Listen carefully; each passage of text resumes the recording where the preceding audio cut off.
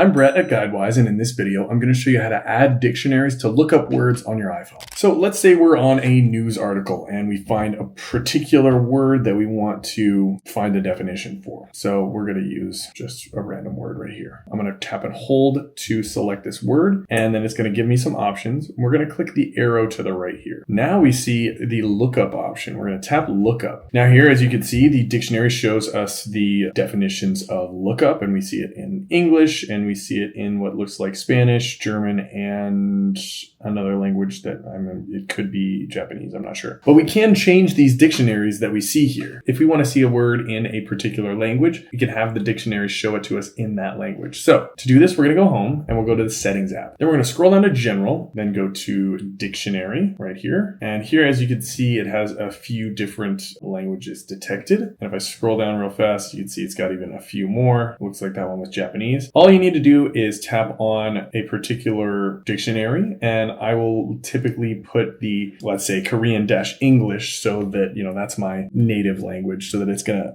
kind of help translate from English to that language. If you found this helpful, don't forget to like and subscribe for more.